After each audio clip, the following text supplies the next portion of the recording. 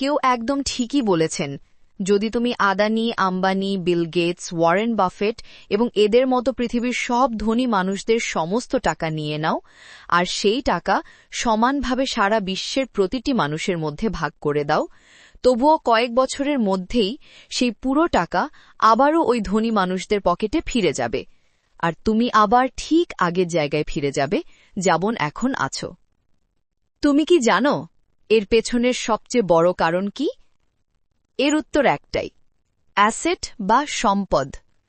Robert Kiyosaki বলেন, যে মানুষ তার সাধারণ আয়ের পাশাপাশি নিজের জন্য অ্যাসেট গড়ে তুলতে পারে, অর্থাৎ এমন কিছু তৈরি করতে পারে যেখান থেকে নিয়মিত প্যাসিভ ইনকাম অর্থাৎ পরিশ্রম ছাড়াই আয় আসে, সেই জীবনে প্রকৃত অর্থে ধনী হতে পারে। কারণ তোমার কাছে যত বেশি আয় উৎপাদনকারী অ্যাসেট থাকবে, তুমি তত দ্রুত ধনী হয়ে উঠবে। আর ধনীরা আজ যেভাবে আরও ধনী হচ্ছে তার মূল রহস্যও এই অ্যাসেটগুলোই। আজ আমরা এমন 15 ধরনের অ্যাসেট নিয়ে কথা বলবো যেগুলো ধনীদের আরও ধনী করে তুলছে। আর সেই তালিকার প্রথম অ্যাসেট হল ক্যাশ বা নগদ অর্থ। তোমার ব্যাংকে জমা থাকা ক্যাশ তোমাকে সুদ দেয়। হ্যাঁ, সত্যি বলতে সেই 4-5% সুদ বাজারের মুদ্রাস্ফীতিকে হারাতে পারে না, তবুও ক্যাশ আজও বহু মানুষের, বহু কোম্পানির, এমনকি বহু ইনভেস্টরের শীর্ষ প্রাধান্যাধিকার। একটু ভাবো, বাংলাদেশেই আজ অনেক বড় বড় কোম্পানি যেমন গ্রামীণ ফোন, স্কোয়ার কিংবা ব্র্যাক ব্যাংক তাদের ব্যালেন্স শিটে বিপুল পরিমাণ ক্যাশ রিজার্ভ রাখে, যাতে প্রয়োজনে তারা বিনিয়োগের সঠিক সুযোগ নিতে পারে। ঠিক তেমনি ভারতের বিশাল প্রতিষ্ঠান রিলায়েন্স ইন্ডাস্ট্রিজের হাতে আছে প্রায় 2.1 লক্ষ কোটি টাকার ক্যাশ রিজার্ভ, আর টাটা গ্রুপ প্রতি বছর প্রায় 60,000 কোটি টাকার নগদ রিজার্ভ বজায় রাখে। সাম্প্রতিক এক সংবাদে দেখা গেছে, ওয়ারেন বাফেটও তার প্রায় 50% শেয়ার বিক্রি করে বর্তমানে প্রায় $277 বিলিয়ন ক্যাশ রিজার্ভ হাতে রেখেছেন। এখন প্রশ্ন হল, এই ধনী মানুষগুলো এত ক্যাশ রেখে দেয় কেন? এটার দুইটা বড় কারণ আছে। এক, সঠিক সময়ে সঠিক বিনিয়োগ করা। Invest in the right opportunity at the right time. ধনীরা বিশ্বাস করেন পৃথিবী ভরপুর সুযোগে, তাই যখনই কোনো অসাধারণ বিনিয়োগের সুযোগ তোমার দরজায় কড়া নাড়বে, তুমি যেন ক্যাশ সহ প্রস্তুত থাকতে পারো। কারণ সুযোগ যখন আসে তখন হাতে টাকা থাকাটাই আসল শক্তি।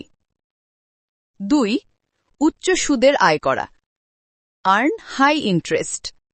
ধনীদের হাতে ক্যাশ থাকলে তারা সেটাকে সঠিক সময় উচ্চ সুদে ধার দেয় বা ইনভেস্ট করে, যেখান থেকে তাদের নিরবচ্ছিন্ন ফিক্সড ইনকাম বা নির্দিষ্ট আয় আসে। অর্থাৎ তাদের টাকাই তাদের জন্য কাজ করে, আর এইভাবেই তারা ঘুমের মধ্যেও ধনী হতে থাকে। যেমন বলা হয়, সাফল্য কখন কোন দরজায় কড়া নাড়বে কেউ জানে না, তাই সবসময় প্রস্তুত থাকো ক্যাশ সহ, অর্থাৎ নগদ অর্থ সহ। ক্যাশের পর আসে আমাদের দ্বিতীয় এবং সবচেয়ে গুরুত্বপূর্ণ অ্যাসেট, রিয়েল এস্টেট বা জমি ও বাড়িঘর। রিয়েল এস্টেটকে আমি সবচেয়ে বড় অ্যাসেট বলছি, এর পেছনে দুটি বড় কারণ আছে, নিচে বিশ্লেষিত। প্রথম কারণটি হল ভাড়ার আয় বা রেন্ট পেমেন্টস। আমাদের মধ্যে এমন কে আছে যে চায় না প্রতি মাসে একটা স্থির আয় হোক, যার জন্য সকালে 8-9 ঘন্টা পরিশ্রম করতে হবে না, বন্ধুর বকা শুনতে হবে না বা চাকরি হারানোর ভয় থাকবে না? এই সব কিছু সম্ভব রিয়েল এস্টেটের মাধ্যমে। কারণ একবার যদি তুমি ভাড়াযোগ্য সম্পত্তি তৈরি করতে পারো, তাহলে সেটাই তোমার জন্য হয়ে যায় এক অবিরাম আয়ের উৎস। 2 নম্বর কারণটি হল মূল্যবৃদ্ধি বা অ্যাপ্রিসিয়েশন। বিশ্বের জনসংখ্যা যত দ্রুত বাড়ছে তত দ্রুত বাড়ছে জমির চাহিদা। মানুষের সংখ্যা যত বাড়ছে তত বাড়ছে থাকার জায়গার প্রয়োজন, আর সেই কারণেই জমি ও ভবনের দাম প্রতিনিয়ত আকাশ ছোঁয়া হয়ে যাচ্ছে। উদাহরণ হিসেবে ধরা যাক, ঢাকা ও চট্টগ্রামে গত কয়েক বছরে জমির দাম প্রায় 10-20% পর্যন্ত বেড়েছে। রাজশাহী, খুলনা বা সিলেটও একই প্রবণতা দেখা যাচ্ছে। এটা থেকেই বোঝা যায় রিয়েল এস্টেট কতটা মূল্যবান একটি অ্যাসেট। এখন প্রশ্ন হল, রিয়েল এস্টেটে বিনিয়োগ কিভাবে করা যায়? তুমি বিনিয়োগ করতে পারো 3 ভাবে। 1, অফিস বিল্ডিংয়ে, যেখানে কোম্পানি বা প্রতিষ্ঠান ভাড়া নিয়ে কাজ করবে আর তুমি পাবে নিয়মিত ভাড়া। 2, কমার্শিয়াল বিল্ডিংয়ে, দোকান, রেস্টুরেন্ট বা ব্যবসায়ীরা ভাড়া নিয়ে তাদের পণ্য ও সেবা বিক্রি করবে। 3, জমিতে, যেখানে তুমি চাষাবাদ, স্কুল, কলেজ বা বিল্ডিং নির্মাণ করতে পারো। এমনকি জমি খালি থাকলেও তার মূল্য সময়ের সাথে সাথে নিজে থেকেই বেড়ে যায়। তবে একটি গুরুত্বপূর্ণ বিষয় মনে রাখবে, যে বাড়িতে তুমি নিজে থাকো সেটা তোমার অ্যাসেট নয়, কারণ সেই বাড়ি থেকে কোনো আয় আসে না, বরং খরচ হয়। বাড়ির রক্ষণাবেক্ষণ, বিদ্যুৎ, পানি, ট্যাক্স এসবের পেছনে টাকাই খরচ হয়। অ্যাসেট নম্বর ৩ হল বন্ডস। যখন সরকার বা বড় কোম্পানিগুলোর নগদের প্রয়োজন হয়, তারা বিনিয়োগকারীদের কাছে বন্ড ইস্যু করে। এই বন্ডের বিনিময়ে তারা বিনিয়োগকারীদের নির্দিষ্ট সময় অন্তর একটি নির্দিষ্ট পরিমাণ টাকা ফেরত দেওয়ার প্রতিশ্রুতি দেয়। বন্ডে বিনিয়োগ একটি অত্যন্ত নিরাপদ উপায়, কারণ বেশিরভাগ বন্ডই সরাসরি সরকারের অনুমোদিত বা সমর্থিত। বন্ড সাধারণত তাদের জন্য উপযুক্ত যারা দীর্ঘমেয়াদী নিরাপদ আয় চান। বাংলাদেশও সরকারি সঞ্চয়পত্র, সেভিংস বন্ড বা ট্রেজারি বন্ড এই শ্রেণীতে পড়ে। তুমি সাধারণত ন্যূনতম 10,000 টাকা থেকেই বন্ডে বিনিয়োগ শুরু করতে পারো। সরকারি বন্ডে সাধারণত 6 থেকে 8% পর্যন্ত রিটার্ন মেলে, আর কর্পোরেট বন্ডে 8 থেকে 12% পর্যন্ত রিটার্ন পাওয়া যায়। তবে কর্পোরেট বন্ডে ঝুঁকি একটু বেশি, তাই সুদও বেশি দেয়। এছাড়া এমন অনেক ট্যাক্স সেভিং বন্ড রয়েছে যেখানে বিনিয়োগ করলে তুমি ট্যাক্স বেনিফিট সহ 5 থেকে 6% রিটার্ন পেতে পারো। অ্যাসেট নাম্বার 4 হল স্টকস। আজকের দিনে প্রযুক্তি আর উন্নয়নের কারণে বাংলাদেশের শেয়ার বাজারও দ্রুত বিকশিত হচ্ছে। ঢাকা স্টক এক্সচেঞ্জ ডিএসই এবং চট্টগ্রাম স্টক এক্সচেঞ্জ সিএসইতে প্রতিদিন কোটি কোটি টাকার লেনদেন হয়। স্টক তোমাকে সুযোগ দেয় যে তুমি কোনো পাবলিক কোম্পানির একটা ছোট অংশের মালিক হতে পারো। যেমন যেমন সেই কোম্পানি বৃদ্ধি পায়, তেমনই তোমার বিনিয়োগের মূল্য বাড়ে। স্টকে বিনিয়োগের দুটি বড় সুবিধা রয়েছে। 1, ডিভিডেন্ড বা লভ্যাংশ। কোনো কোম্পানি তার মুনাফার একটা অংশ বিনিয়োগকারীদের দেয়, এটাই ডিভিডেন্ড, যা নিয়মিত ফিক্সড ইনকামের মতো কাজ করে। ওয়ারেন বাফেটের মতো বিনিয়োগকারীরা প্রতি সপ্তাহে প্রায় $47 মিলিয়ন পর্যন্ত ডিভিডেন্ড পান। তাদের টাকা যেন টাকাই উপার্জন করে। 2 নম্বর হল স্টক অ্যাপ্রিসিয়েশন। যখন তুমি কোনো দ্রুত বর্ধমান কোম্পানিতে বিনিয়োগ করো, তোমার 10,000 টাকার বিনিয়োগ কখনো 1 লাখ, 5 লাখ, এমনকি 50 লাখ টাকাও হতে পারে।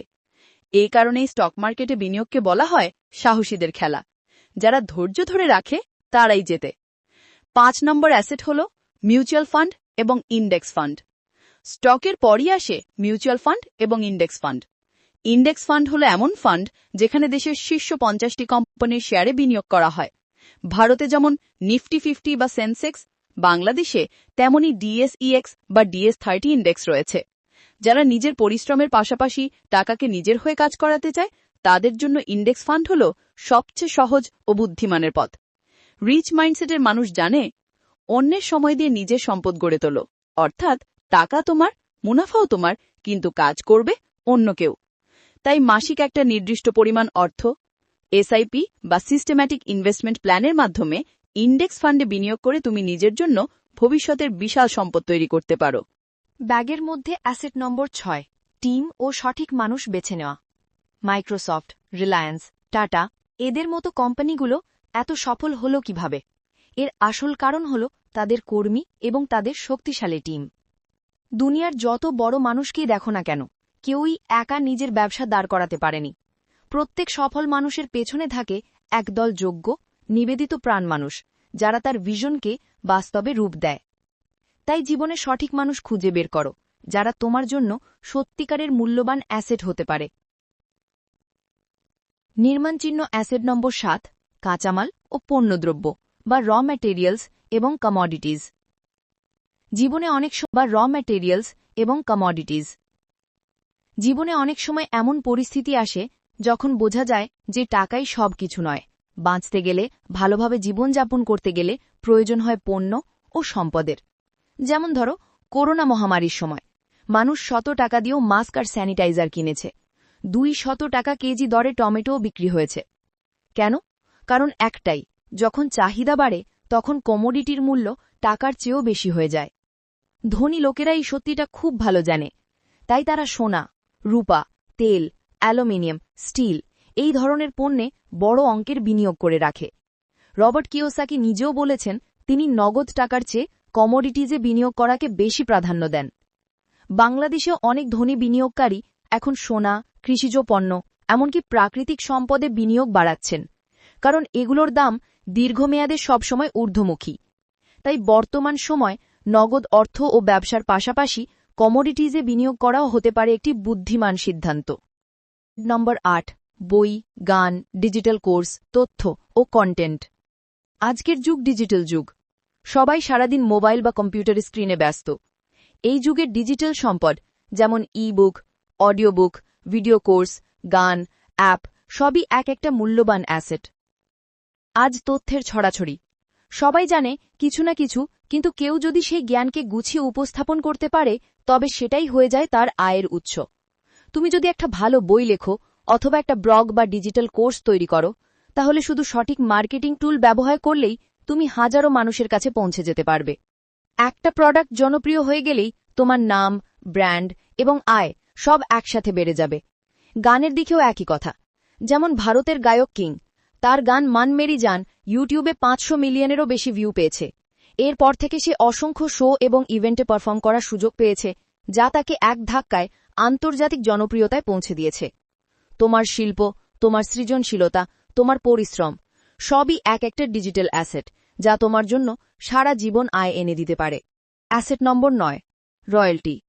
রয়্যালটি মানে হল এমন এক আয় যা তোমার কাজ একবার শেষ হওয়ার পরও বহু বছর ধরে আসতে থাকে। একটু সহজভাবে বলি, ধরো তুমি একটা বই লিখলে যা বেস্ট সেলার হয়ে গেল। এখন যদি কোনো প্রযোজক বা স্টুডিও সেই বই থেকে একটা সিনেমা বা ওয়েব সিরিজ বানাতে চায়, তাহলে তারা তোমাকে সেই আয়ের একটি নির্দিষ্ট অংশ দিতে বাধ্য। এই অংশটাই হল রয়্যালটি। এরপর যদি সেই গল্প থেকে মার্চেন্ডাইজ, খেলনা, পোশাক, পোস্টার কিছুই বানানো হয়, তোমার আয়ের অংশ তখনও চলতে থাকে। এমনকি টিভি সিরিজের ক্ষেত্রেও একই নিয়ম প্রযোজ্য। যখন কোনো জনপ্রিয় শো অন্য চ্যানেলে পুনঃপ্রচারিত হয়, তখন অভিনেতা, লেখক বা নির্মাতারা আবারও টাকা পান।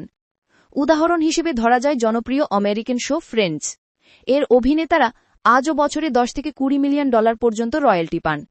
এই রয়্যালটির কারণেই গেম অফ থ্রোনসের লেখক জর্জ আর মার্টিন অথবা হ্যারি পটারের লেখক জে.কে রাউলিং আজ বহু কোটি টাকার মালিক হতে পেরেছেন। অর্থাৎ যদি তুমি একবার এমন কিছু সৃষ্টি করো যার মূল্য ও চাহিদা বহু বছর টিকে থাকে, তাহলে সেই কাজই হতে পারে তোমার আজীবন আয়ের উৎস। ও ১০, ইউনিক রাইটস। এই অ্যাসেটটার কথা বলার কারণ হচ্ছে পৃথিবীর অনেক দেশের মতোই বাংলাদেশেও এমন কিছু জায়গা আছে যেগুলোর মানুষদের হাতে একটা বিশেষ প্রতিযোগিতামূলক সুবিধা থাকে। এই সুবিধাটাকেই বলা হয় ভৌগোলিক নির্দেশক বা জিওগ্রাফিক্যাল ইন্ডিকেশন বা জিআই। এই জিআই মূলত একটি আইনি অধিকার যা কোনো নির্দিষ্ট অঞ্চলের মানুষের জন্য নির্ধারিত হয়, যাতে তারা তাদের এলাকার স্বতন্ত্র জলবায়ু, মাটি ও ঐতিহ্যের উপর ভিত্তি করে একেবারে অনন্য ও আসল প্রোডাক্ট তৈরি করতে পারে। উদাহরণ হিসেবে ধরো নকশিকাঁথা, জামদানি, রাজশাহীর সিল্ক, সীতাকুণ্ডের আগর, চাঁপাইনবাবগঞ্জের আম বা দিনাজপুরের কাতারি ভোগ চাল। এরা সবাই বাংলাদেশের জিআই পণ্য। যেমন ধরো জামদানি ঢাকার আশেপাশের নদী ঘেরা এলাকায় তৈরি হয়, যার কাপড়ের নকশা, বুনন ও উজ্জ্বলতা অন্য কোথাও পাওয়া যায় না। এই ইউনিক রাইটস বা জিআই সনদের কারণেই আজ জামদানির বার্ষিক বাণিজ্যিক মূল্য কোটি টাকায় পৌঁছেছে এবং আন্তর্জাতিক পর্যায়ে বাংলাদেশ জামদানি নামে পরিচিত হয়েছে। ঠিক তেমনিভাবে যে কোনো এলাকার বিশেষ কোনো পণ্য যদি তার অরিজিনালিটি ও ঐতিহ্য রক্ষা করে উন্নত মানে বাজারজাত করা যায়, তাহলে সেটাই হয়ে ওঠে সেই এলাকার সবচেয়ে বড় সম্পদ। এক কথায় একটি জীবন্ত অ্যাসেট। অ্যাসেট নম্বর ১১, ফার্স্ট মুভার অ্যাডভান্টেজ বা স্বতন্ত্র ব্যবসা মডেল। ফার্স্ট মুভার অ্যাডভান্টেজ মানে হচ্ছে যখন তুমি নতুন কোনো প্রযুক্তি, দক্ষতা বা আইডিয়া ব্যবহার করে একদম নতুন ধরনের ব্যবসা বা উদ্ভাবন করো, তখন তুমি সেই ব্যবসার প্রথম ও একমাত্র মালিক হিসেবে সুবিধা পেয়ে যাও এবং এই সুবিধাটাই তোমাকে বাজারে অন্যদের থেকে অনেক এগিয়ে রাখে।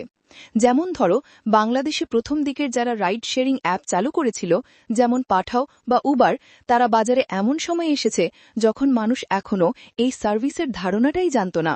তারা এই ফাঁকা জায়গাটা বুঝে নিয়েছিল, একটা প্রযুক্তি তৈরি করেছিল আর সেটার মাধ্যমে বিশাল একটা মার্কেট দখল করে নিয়েছে।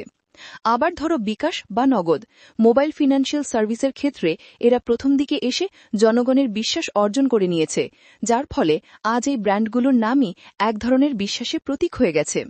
ঠিক তেমনিভাবে যে কোনো প্রযুক্তি বা কৃত্রিম বুদ্ধিমত্তা এআই ব্যবহার করে তুমিও এমন কোনো ব্যবসা শুরু করতে পারো যা এখনও বাংলাদেশে তেমন কেউ করছে না। এতে তুমি শুধু ফার্স্ট মুভার অ্যাডভান্টেজই পাবে না, বরং ভবিষ্যতের জন্য একটা দীর্ঘমেয়াদী প্যাসিভ ইনকাম সোর্সও তৈরি করতে পারবে। কারণ পৃথিবীর যে কোনো সম্পদের মধ্যে সবচেয়ে বেশি স্কেল করা যায়, সবচেয়ে দ্রুত আর্থিক স্বাধীনতা এনে দিতে পারে, সেটা হচ্ছে একটি ভালো ব্যবসা। যত বড় বড় কোম্পানি বাজারে আসুক না কেন, প্রথমে যারা মানুষের বিশ্বাস অর্জন করে তাদের ব্র্যান্ডের জায়গাটা মানুষের মনে সবসময় অটুট থাকে। তাই বন্ধুরা, এই ছিল সেই 11টি গুরুত্বপূর্ণ অ্যাসেট যেগুলো তোমার ভবিষ্যৎ বদলে দিতে পারে। আশা করি আজকের এই ভিডিওটি ভালো লেগেছে। ভিডিওটি ভালো লাগলে লাইক, শেয়ার ও সাবস্ক্রাইব করতে ভুলো না। আর এই 11টি অ্যাসেটের মধ্যে কোনটি তোমার সবচেয়ে পছন্দ হয়েছে সেটা নিচে কমেন্টে অবশ্যই জানাও। আবার দেখা হবে আগামী ভিডিওতে। ততক্ষণ পর্যন্ত ভালো থেকো, পরিশ্রম করো আর নিজের স্বপ্নের পথে এগিয়ে যাও।